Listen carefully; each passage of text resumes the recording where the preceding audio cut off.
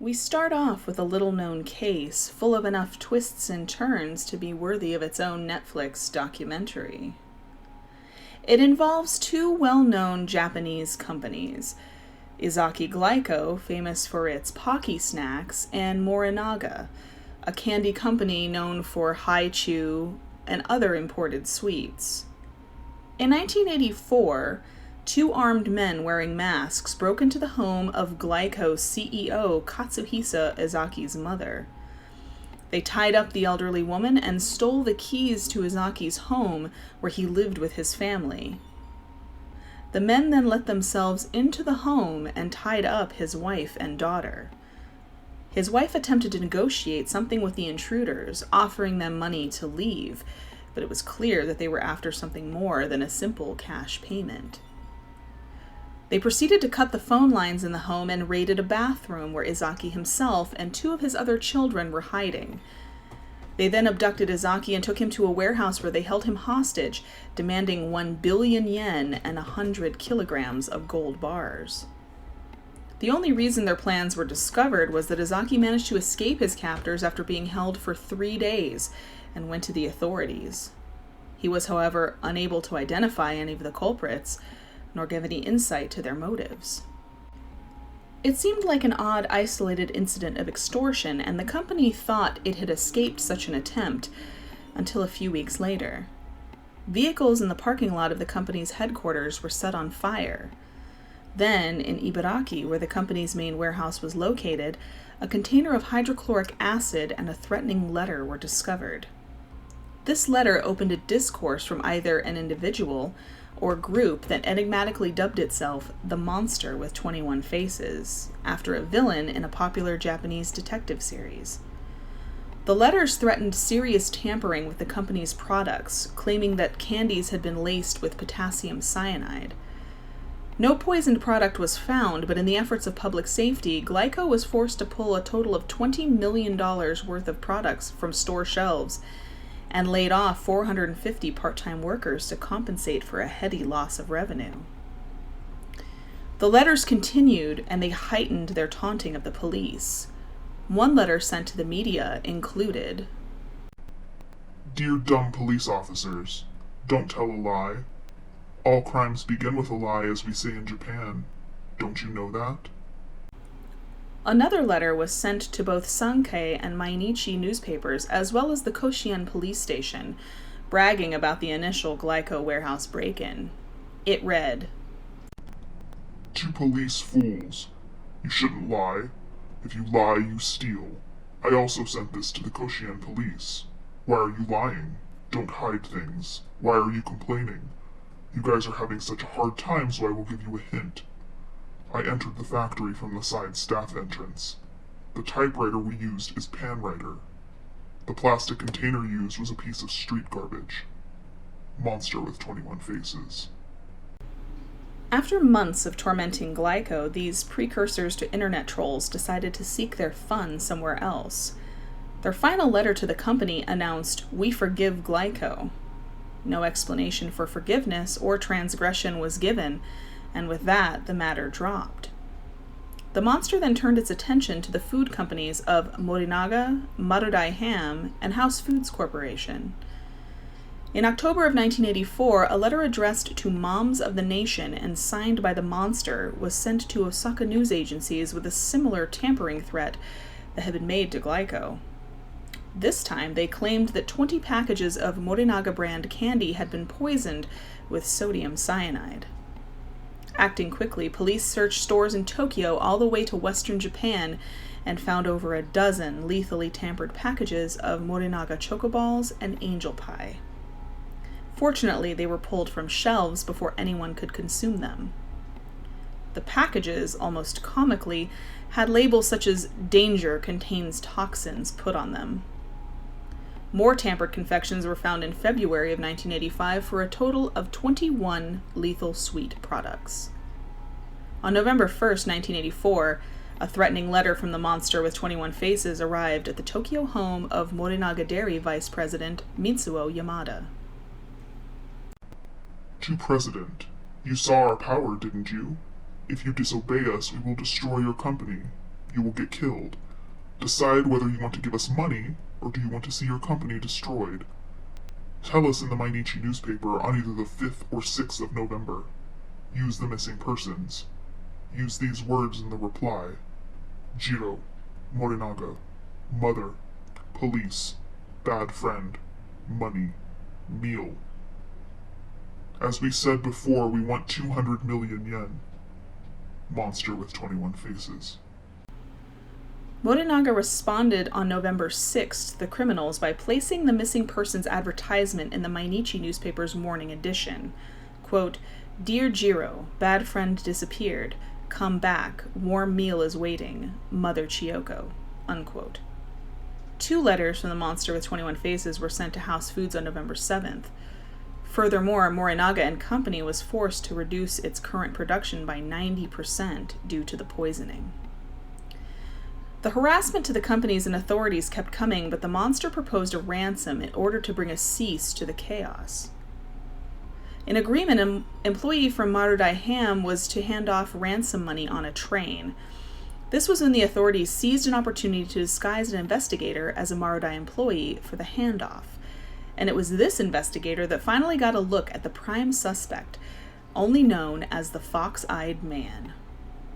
According to the witness, the suspect was well built, with his hair cut short, permed, and had, quote, eyes like those of a fox. After dropping the ransom as instructed, the inspector and a colleague attempted to trail the Fox-Eyed Man, but he was able to evade capture not once, but twice. The harassment of the police continued, and a year later, ashamed in his inability to identify or capture the elusive monster with 21 faces, Police Superintendent Yamamoto committed suicide by setting himself on fire. 5 days following his death, the monster wrote its final letter to the media. Yamamoto of Shiga Prefecture Police died. How stupid of him. We've got no friends or secret hiding place in Shiga. It's Yoshino or Shikata who should have died. What have they been doing for as long as 1 year and 5 months? Don't let bad guys like us get away with it. There are many more fools who want to copy us. No career Yamamoto died like a man, so we decided to give our condolence. We decided to forget about torturing food-making companies. If anyone blackmails any of the food-making companies, it's not us, but someone copying us. We are bad guys. That means we've got more to do other than bullying companies. It's fun to lead a bad man's life. Monster with 21 faces. And with that final statement, the monster with 21 faces disappeared, never to be heard from again. The statute of limitations has run out on both the kidnapping and the poisoning charges, and while the police had followed 28,000 tips and interviewed 125,000 persons of interest, no suspect was ever charged in the strange case, and it remains unsolved.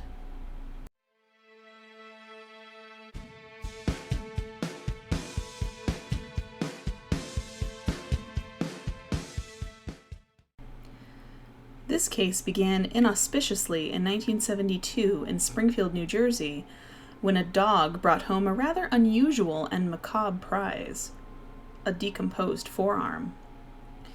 This discovery quickly prompted a police search which located the remains of a body atop a cliff near the Hodai Quarry. The body was that of 16-year-old Jeanette DePalma, who'd been missing for 6 weeks.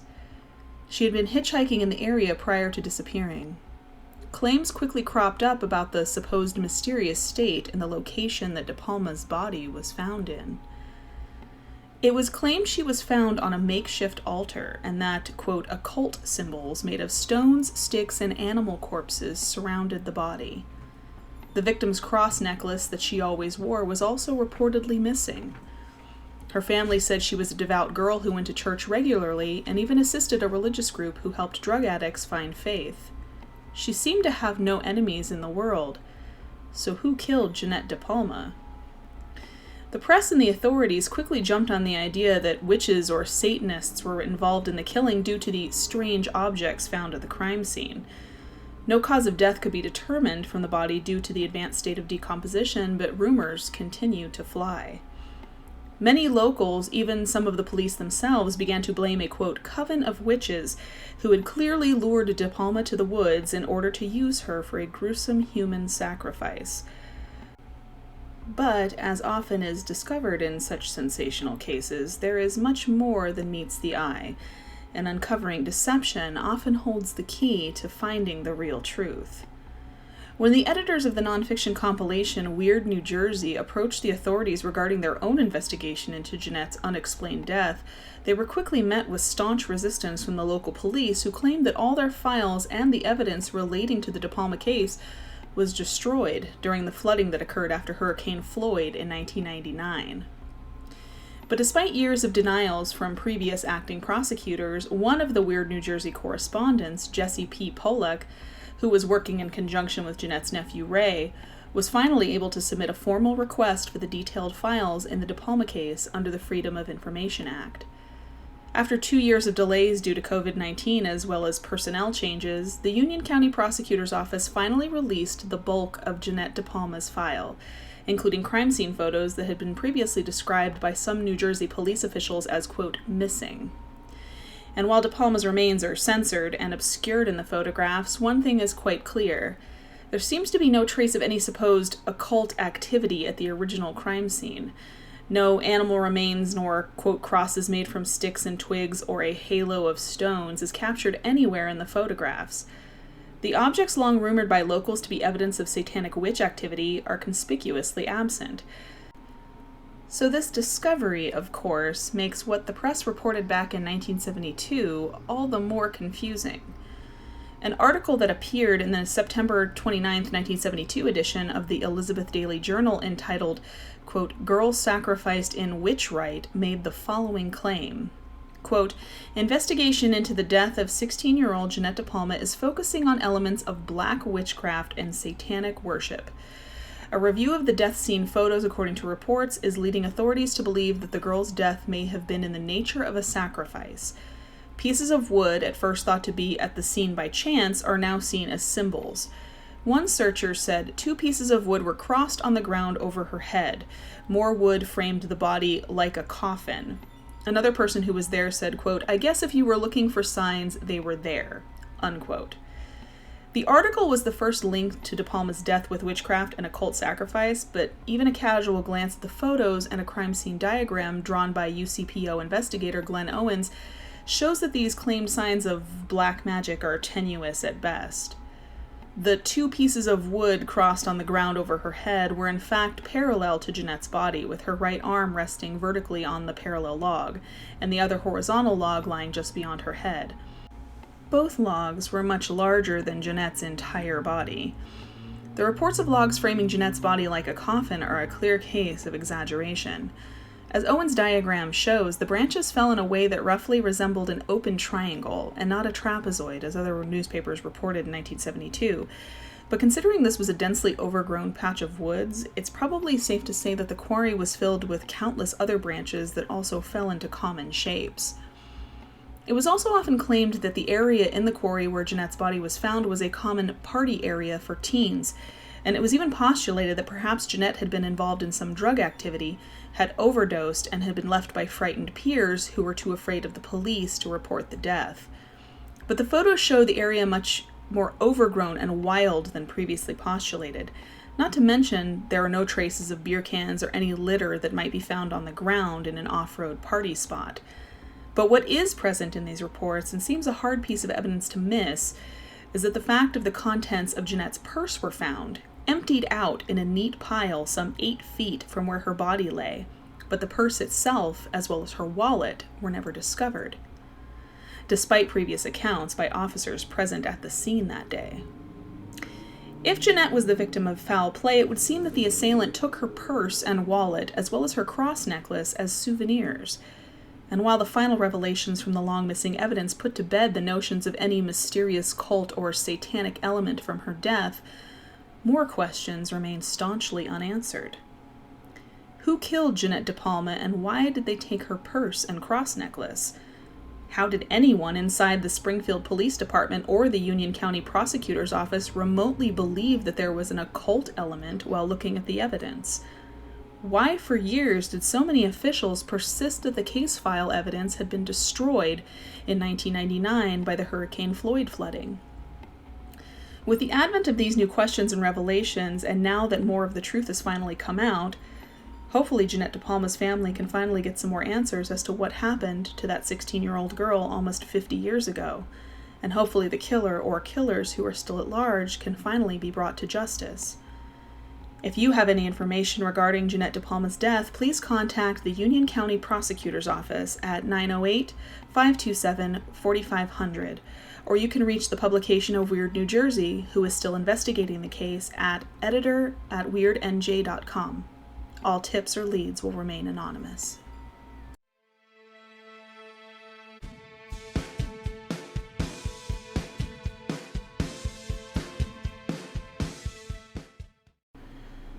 Tales of ghost ships like the Flying Dutchman and the Mary Celeste have been passed down through the centuries, but as haunting as these tales are of phantom vessels, even more distressing is the maritime phenomena of ships whose entire crew mysteriously perishes. And the most disturbing of these legends is the strange tale of the SS Orang Madan. It all began in 1947 when ships traveling the Straits of Malacca between Sumatra and Malaysia picked up on a troubling distress call. Quote, "All officers, including captain, are dead, lying in chart room and bridge, possibly whole crew dead." Unquote. This communication was followed by a short burst of indecipherable Morse code and then a final eerie message, "I die," followed by grim, deathly silence. This chilling call was picked up by 2 American ships as well as British and Dutch listening posts. The staff manning the posts worked quickly to triangulate the origin of the signals and deduced that they were likely coming from a Dutch freighter, the SS Orang Madan. An American merchant ship, the Silver Star, was the closest vessel to the Orang Madan's location, and they wasted no time in changing their course to intercept and hopefully assist the ship, which, according to its last messages, was in severe distress. Within hours, the Silver Star caught sight of the Orang Madan bobbing heedlessly through the choppy waters of the Malacca Strait. As the merchant craft approached the doomed vessel, they could see no signs of life on the deck, and the Silver Star attempted to hail the missing crew of the Dutch ship, but got no response. The captain of the Silver Star then organized a boarding party in case the crew was in danger or being held hostage by pirates, and otherwise unable to respond to rescue calls. The crew boarded the Orang Madan and walked straight into a horror movie.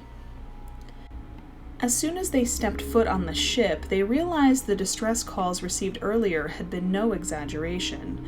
The decks of the vessel were littered with corpses, their eyes frozen wide open, arms extended and grasping at invisible assailants, their faces each twisted into gut-wrenching visages of anguish and terror. Even the ship's dog was dead, its once intimidating snarl frozen in a ghastly grimace. The boarding party located the captain's remains on the bridge, while the bodies of his officers were scattered around the wheelhouse. The communications officer was dead at his post, slumped over, fingers still resting on the telegraph. All of the corpses, according to witnesses, bore the same expression of horror as those on the upper decks. Below decks, more corpses were found in the boiler rooms, but nearly as disturbing as the vast parade of death that had continued on in the bowels of the ship was the inexplicable drop in temperature. The crew of the boarding party reported feeling an extreme chill in the hold of the ship, while the temperatures outside, in the scorching tropical heat, hovered over 100 degrees Fahrenheit.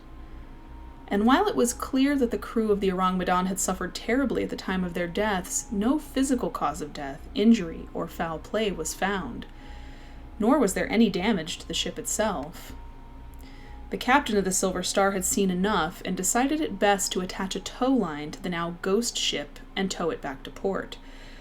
But as soon as the crew attached the line, they noticed large, ominous clouds of black smoke pouring up from the lower decks of the Orang Madan, especially around the number 4 hold. The boarding party barely had time to cut the tow line and make it back to the Silver Star before the Orang Madan exploded, with with such a brute force that the ship, quote, lifted herself from the water and swiftly sank. The crew watched as the ill-fated ship and its dead crew slipped below the waves, grateful that they hadn't been pulled down as well. The watery grave that finally claimed the Orang Madan launched it straight into myths and legends, but we are left asking, what happened to the crew of the Orang Madan? Some believe it was the work of paranormal forces like UFOs or vengeful ghosts, while others have more scientific explanations. Many have theorized that the Dutch ship was smuggling hazardous materials like potassium cyanide and nitroglycerin. It's even been postulated that the ship was smuggling nerve gas for the infamous Unit 731, a nefarious group of Japanese scientists whose grotesque experiments on living specimens made the work by Joseph Goebbels and the Nazis pale in comparison. The working theory is that seawater may have breached the hold where these toxins were being kept and interacted with the cargo, causing the poison gas to be released, which killed the crew. The smuggled nitroglycerin then caused the later explosion. Or there's the more banal theory of a malfunction in the boiler room which caused deadly carbon monoxide gas to escape and overwhelm the crew, and a fire resulting from the malfunction would get out of hand and destroy the vessel. But while theories, both scientific and conjecture, are fascinating, one disturbing factor does remain about the case that throws all of them into question. While the Silver Star is a very real ship with a traceable paper trail, there are no registration records that have surfaced for the Orang Madan. And while it wouldn't be unusual for government conspirators to erase the records of a ship carrying illegal cargo, it is still a troublesome detail to get around. Which leads one to wonder, was the Orang Madan a real ship, or merely a ghostly tall tale of the high seas?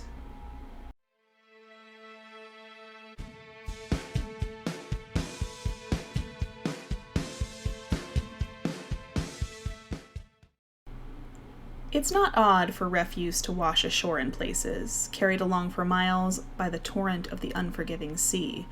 But what is unusual is what one woman discovered in 2007 and has been repeated along the same stretches of beach in the Pacific Northwest in Canada many times since. In 2007, a woman was wandering the beach on Jedediah Island in British Columbia when she found a single sneaker washed ashore. Inside of the shoe, she saw a sock. She opened the sock, fully prepared to find either a lump of silt and sand or an angry crab, but was fully unprepared for the sight of a severed human foot. The foot was determined to be that of a male, and the shoe had been largely distributed through India in 2003. At the time, other than the shock of the discovery, not much was made of the find. Human remains do wash up on beaches from time to time, but when another foot, belonging to an entirely different man, was found 6 days later on a nearby island, the press started taking notice. Since these initial discoveries, they have continued, and quite regularly. They tend to cluster around the summer months, and the most common month to find the stray severed feet is August. And while this could be a result of tidal patterns globally, it could also be a result of beaches being more populated during the summer, so that's when most people are around to make these gruesome finds. Most of the feet are that of a single foot, but 4 of the discovered feet have proven to belong to 2 people, which brings the total to 9 people's remains discovered. The remains have been determined to be both of those of men and women, and some of the smaller ones have been determined to be possibly those of juveniles. The advanced decomposition and the adipose deposits resulting from cold water on the extremity often make identification difficult, but several have been identified by DNA matches. 3 of these individuals have been identified and have been attributed to potential suicides or death by misadventure. But the identities of the others continue to elude and frustrate local authorities. It's been postulated that these remaining feet also belong to people who chose to end their lives off of bridges or nearby sources of water. However, because it is only the feet that have consistently washed ashore and no other body parts showing up, some believe that the feet belong to the victims of a plane crash on a nearby island. Some even theorized early on that it could have been the remains of victims of the deadly tsunami, which hit the coasts of several Asian countries in 2004. After all, ankles and wrists are notoriously weak points of the body which will quickly give way during decomposition, and sneakers or trainers are usually buoyant due to the material they are made of. At the time that the tsunami theory was postulated, none of the shoes with feet found in them were manufactured after 2004, but the fact that 3 out of the 9 have been identified as people local to the area puts a damper on this theory. As of September 2018, 15 feet have been found on British Columbia beaches and 5 in the state of Washington. The most recent discovery was on January 1st, 2019, when people on Jetty Island in Everett, Washington, called the authorities to report a boot with a human foot inside. The victim was identified ultimately as Antonio Neal, who had gone missing 6 weeks before. And while the stray occasional foot is identified, many more have not, and simply left both the authorities and the public scratching their heads. The odd phenomena has yet to be fully explained, and will likely continue to remain an unsolved oddity for the foreseen future.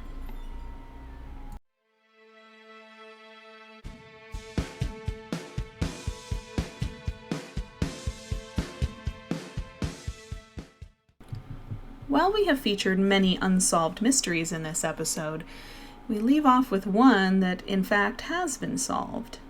But the circumstances of how exactly it was solved are what remain a mystery to this day. In 1977, a respiratory therapist in Chicago was murdered in her apartment. Teresita Basa was discovered stabbed to death, a butcher knife still lodged in her chest. Her remains were found under a flaming mattress. Her death had been horrible and brutal, and her jewelry had been stolen by the unknown assailant. Authorities attempted to track down a suspect by looking for the stolen jewelry in local pawn shops, but to no avail. There were no suspects, and the case seemed destined to go the way of countless other cold cases, until Remy Chua, the wife of a co-worker of Teresita's who barely knew her, came forward suddenly with some odd information. Chua had begun to have frequent visions and vivid nightmares about Teresita's murder. It began in the locker room at her work, where she saw a man's face hovering behind Basa. The appearance of the face would repeat in her dreams. Her husband, Dr. Jose Chua, claimed his wife began to enter trance-like states where she seemed to be channeling the spirit of the murdered woman. Quote, "Doctor, I would like to ask for your help. The man who murdered me is still at large," unquote, is what he claimed his wife said to him while in this state. He claimed that another voice that was not his wife's own came from her and implored him for help. He pressed her for more details as to who he was speaking to and was shocked when she claimed that it was Teresita Basa. While channeling the dead woman's spirit, Remy Chua told her husband the entire story of how Basa was murdered.